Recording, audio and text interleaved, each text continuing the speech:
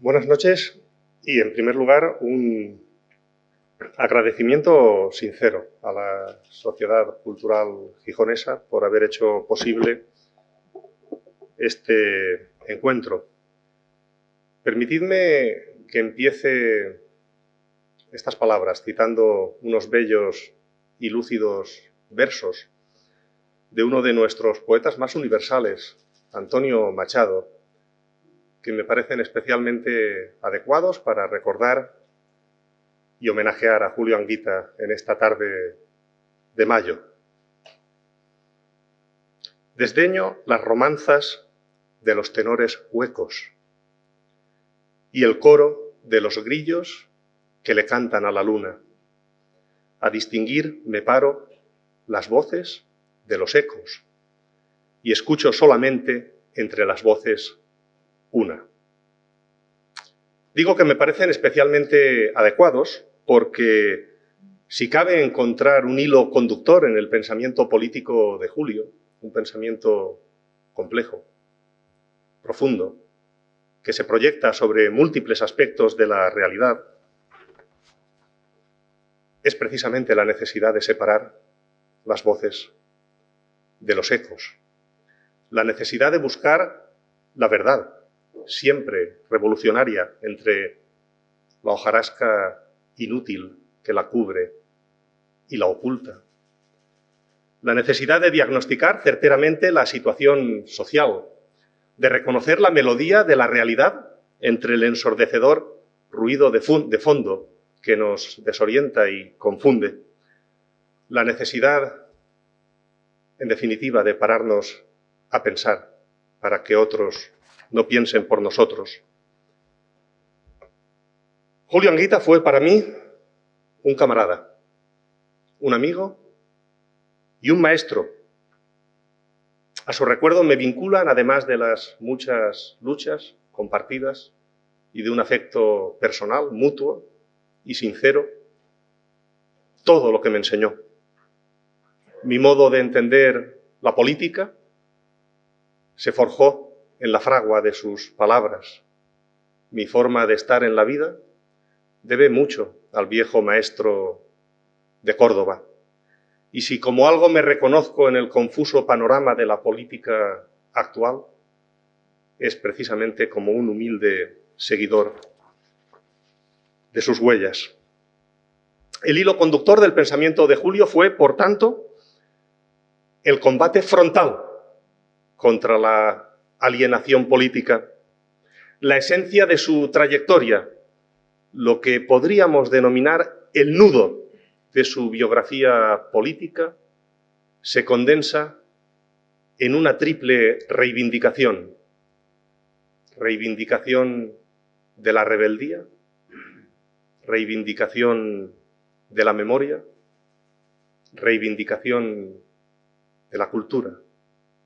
Rebeldía, memoria, cultura. Tres armas que, de empuñarse, podrían ayudar a nuestro pueblo a liberarse del yugo al que lo sometieron. ¿Cuántas veces le oímos preguntarse retóricamente a Julio Anguita cómo es posible que los trabajadores voten a la derecha? ¿Por qué las clases populares aceptan resignadamente el empeoramiento de sus condiciones de vida? ¿Por qué no se rebelan? Si los que están abajo son muchos más que los que están arriba, y si la sociedad se rige por la regla democrática de la mayoría, ¿no debería ser fácil avanzar hacia mayores cotas de igualdad y de justicia? Si los valores que inspiran la Constitución son la libertad, la justicia, la igualdad, y si nuestro Estado se autoproclama como un Estado social y democrático de derecho, ¿por qué echan de sus casas a la gente pobre? ¿Cómo es que los pensionistas ya no llegan a fin de mes? ¿Os habéis preguntado cómo tratan a los jóvenes en las entrevistas de trabajo? ¿Sabéis que el suicidio es la primera causa de muerte entre la juventud? ¿Cómo sobreviven las pequeñas y medianas empresas, los trabajadores autónomos? ¿Por qué tanta gente oprimida? Tantos abusos, tantas desigualdades sociales. ¿Por qué la mayoría social, como tal mayoría, no coge de una vez en sus manos su destino? La respuesta de Julio era clara: la batalla de las ideas. Los menos solo pueden imponerse a los más si estos últimos se resignan, se arrodillan, se rinden. La resignación inactiva al pueblo, desactiva las conciencias, mata el pensamiento crítico. La derrota se produce cuando la ciudadanía, cuando los sectores populares, incluso cuando nuestras propias organizaciones, como está pasando ahora, se convencen de que nada puede ser cambiado. No hay alternativa. No hay salida. No se puede. La única verdad que existe, dijo siempre Julio, es la económica, y está supeditada a los dictados de la competitividad y el mercado. La Unión Europea ya no es una entidad oligárquica y antidemocrática, sino una unión coherente, solidaria, respetuosa con los derechos sociales. La OTAN, una organización al servicio de la paz mundial.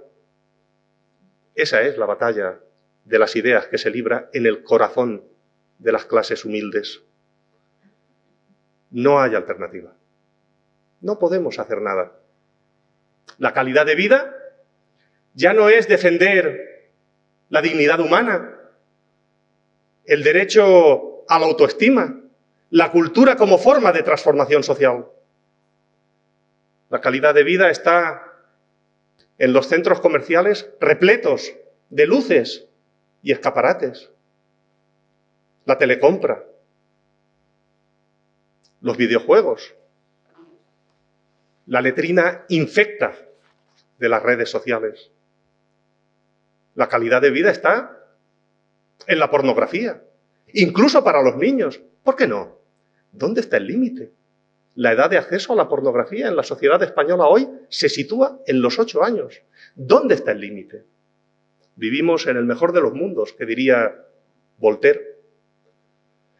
Y esos menos que tienen el poder, el de verdad, el económico, hacen todo lo posible para que nos lo creamos. Todo para que no pensemos. Todo para que nos arrodillemos. Todo para que nos resignemos y finalmente nos rindamos. Denunciar las falacias de esta verdad construida fue un empeño vital de Julio Anguita. En su discurso estimuló siempre su cuestionamiento, alimentando una rebeldía frente a la pérdida progresiva de bienestar y de derechos sociales.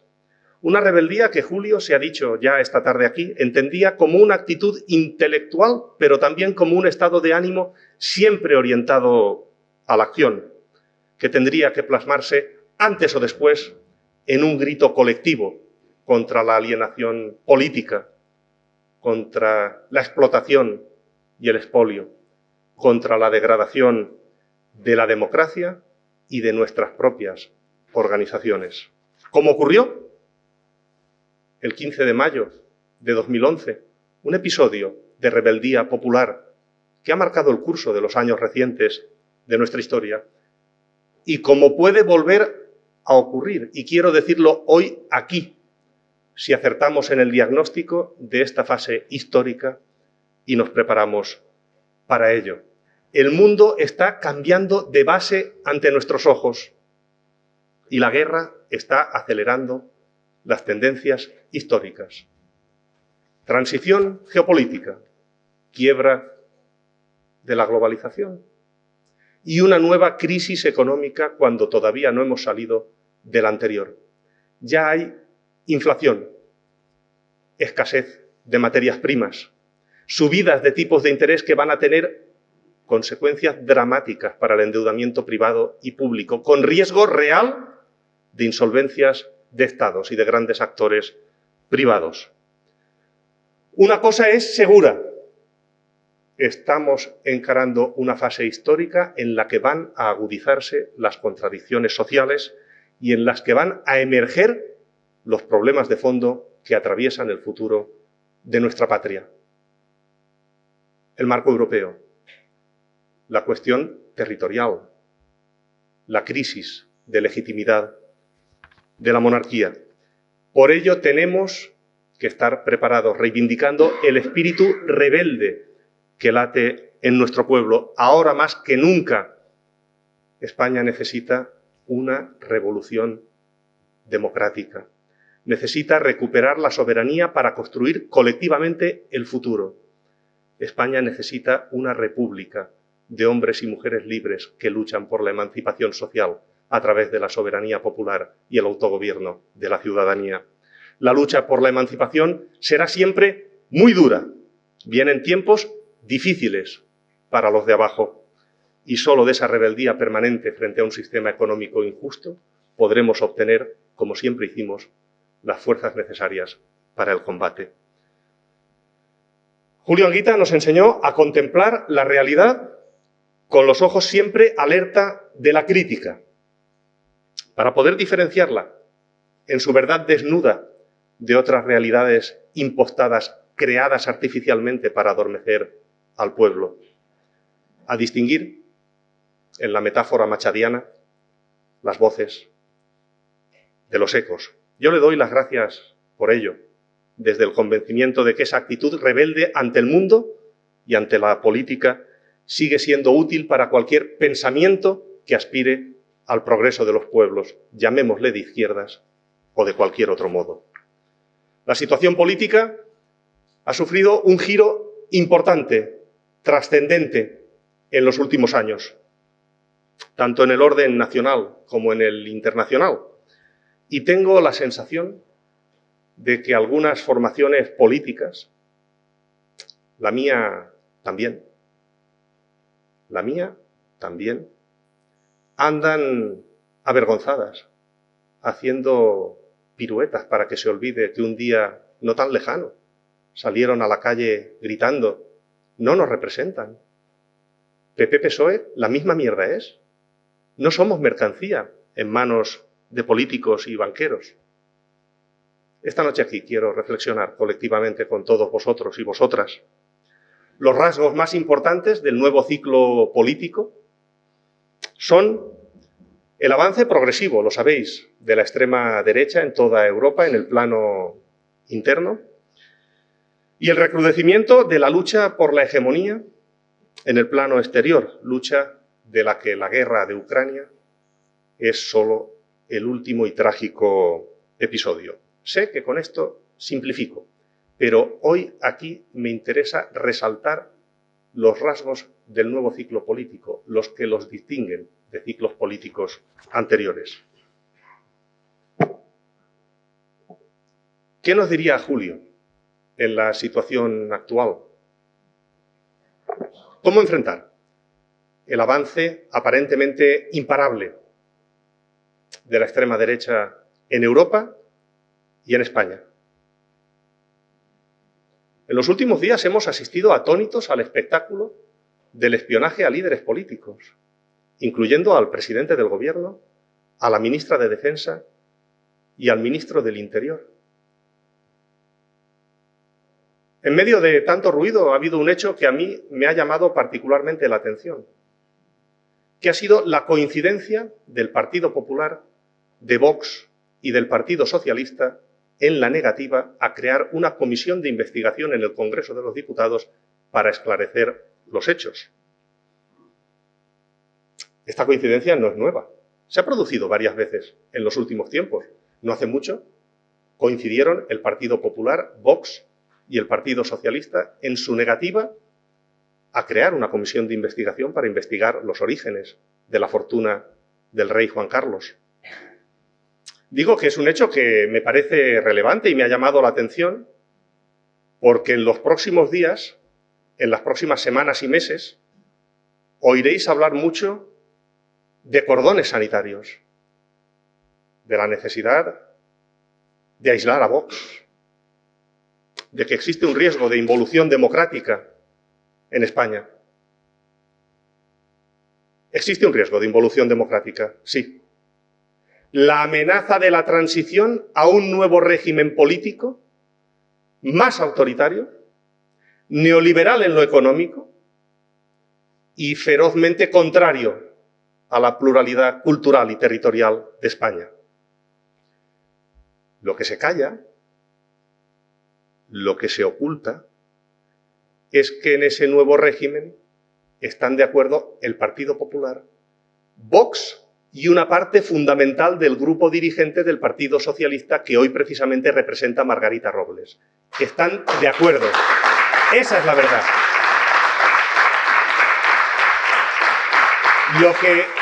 Lo que se calla, lo que se oculta, es que en ese nuevo régimen, en esa involución, está de acuerdo una parte sustancial del poder mediático, que la está alimentando desde hace años.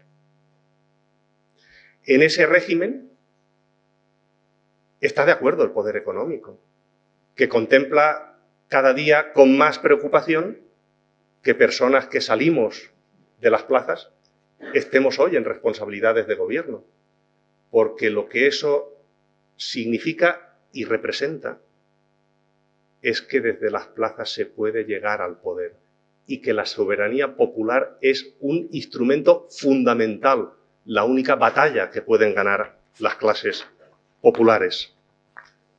Lo que tendríamos que preguntarnos es por qué la extrema derecha está creciendo. ¿Por qué un trabajador de la industria española, un transportista español, un agricultor de nuestros campos, se reconoce más en el mensaje de Abascal que en cualquiera de los múltiples mensajes de la izquierda? ¿Por qué? ¿Por qué? Los aspavientos, las alarmas, los análisis superficiales, el que viene el lobo, son solo los ecos, muchas veces fruto de intencionados discursos tacticistas y oportunistas. La realidad, la cruda realidad, es que la crisis del capitalismo está causando y va a causar todavía más en el futuro un sufrimiento gigantesco a las clases humildes. La realidad, la cruda realidad, es que eso está provocando y puede provocar mucho más en el futuro la deserción masiva de una parte importante de estas clases, de estas gentes, si no somos capaces de construir una alternativa. Sé lo que nos diría Julio, no porque lo conociera, que también, sino porque lo escribí con él en alguno de los artículos que figuran en el libro, de los que soy coautor. Julio nos diría, frente al avance de la extrema derecha, serenidad, firmeza y, sobre todo, discurso alternativo. Discurso alternativo. Las fuerzas que emergieron estos años, los movimientos populares que nacieron al calor del 15M, que se tradujeron en política, no nacieron para derrotar al Partido Popular. No es verdad. Ni para frenar a Vox. Nacieron para ser la alternativa a un régimen que se encuentra inmerso en una transición profundamente regresiva. Nacieron para fundar una nueva república y derrotar al neoliberalismo. La única alternativa real al populismo de derechas es una nueva síntesis política que anude soberanía, democracia y socialismo como respuesta al sufrimiento que está causando el capitalismo. Soberanía, democracia y socialismo. Eso es lo que se necesita.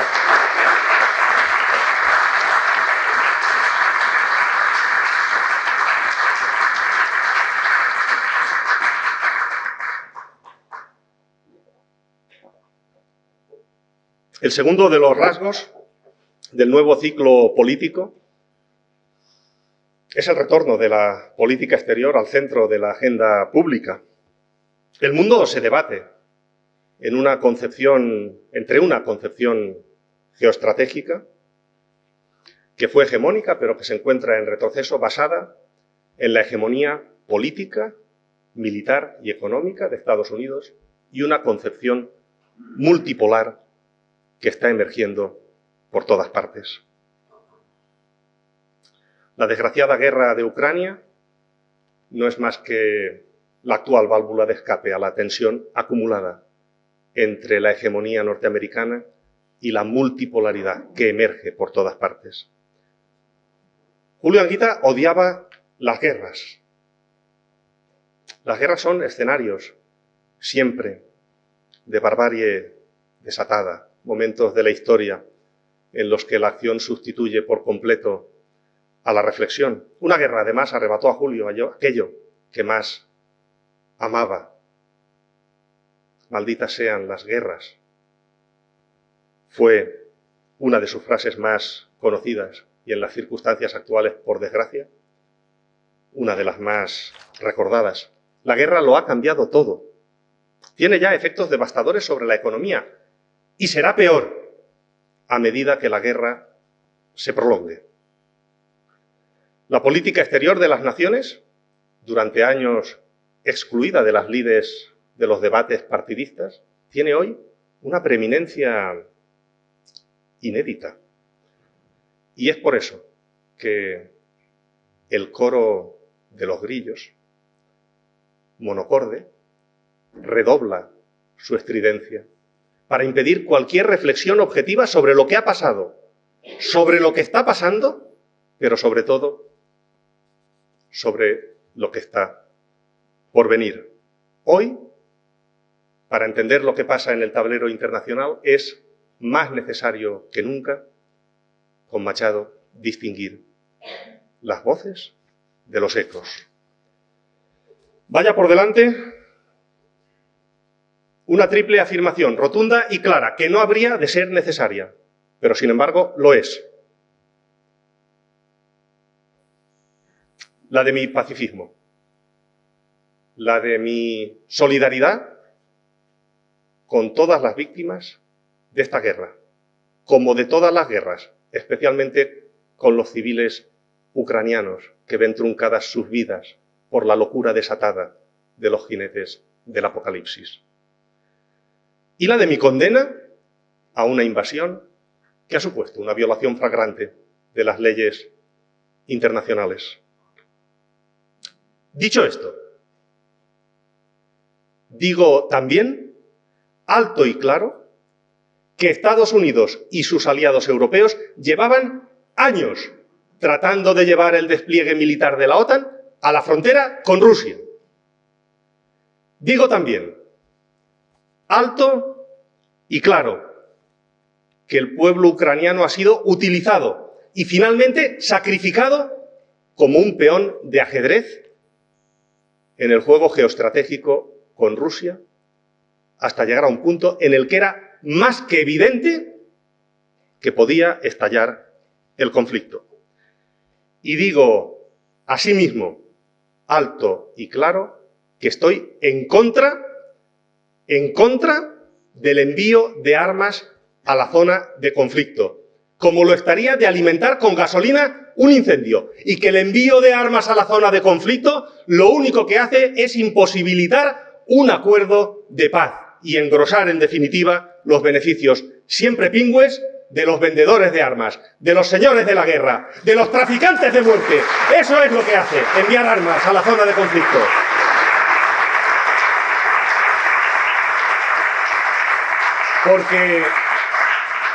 Porque al final,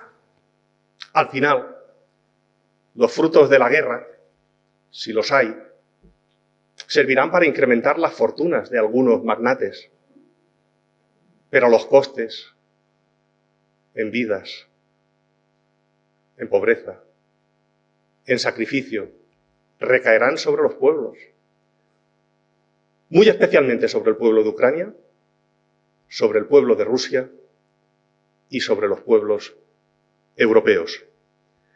Y si soy capaz de mantener este discurso, el del pacifismo, entre el aluvión de mensajes cuajados de ardor guerrero con que nos intoxican a diario, es porque un día Julio me enseñó a distinguir las voces de los ecos. Compañeros, compañeras, amigos y amigas, acabo ya. ¿Cuáles serían los ejes básicos de una propuesta política basada en el discurso que acabo de reivindicar, pacifista, socialista y radicalmente democrático? ¿Cuáles podrían ser los pilares de ese proyecto alternativo al que me refería? No tengo tiempo de desarrollar esto hoy aquí, así que voy a limitarme a esbozar algunas propuestas que humildemente creo que podrían ser de base para un debate. En primer lugar, afirmar la independencia de la política exterior de España respecto a Estados Unidos, defender la legalidad internacional y rechazar cualquier dinámica belicista, incluyendo el aumento del gasto militar.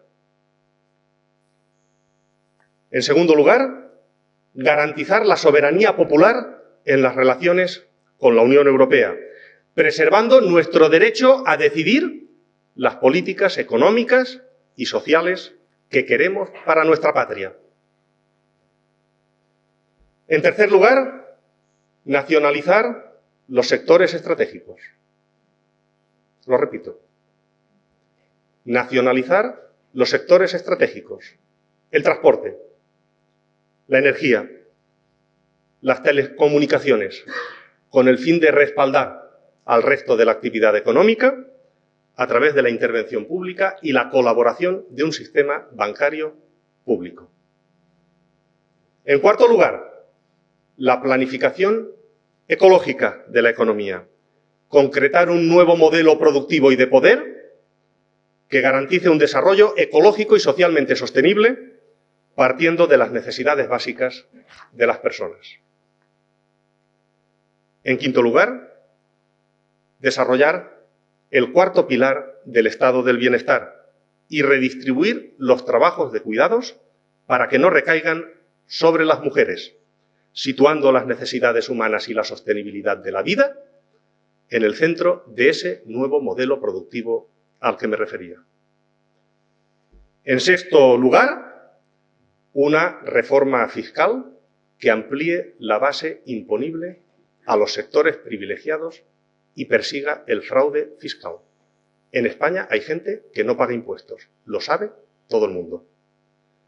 En séptimo lugar, abrir un proceso constituyente para impulsar una profunda transformación del Estado en un sentido republicano, federal y democrático.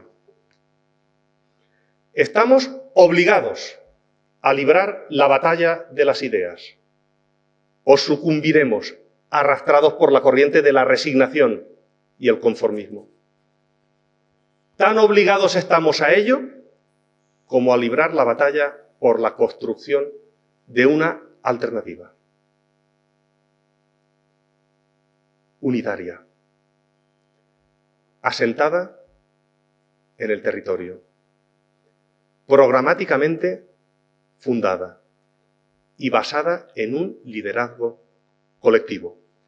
Julio Anguita despreciaba los procesos que se basan en el puro reparto de prebendas, en la lucha desnuda por el poder, sin programa, sin proyecto, sin sentido de comunidad. Si viera en qué nos hemos convertido, nos diría que solo merece la pena unirse cuando se une para hacer algo. No pretendo engañaros.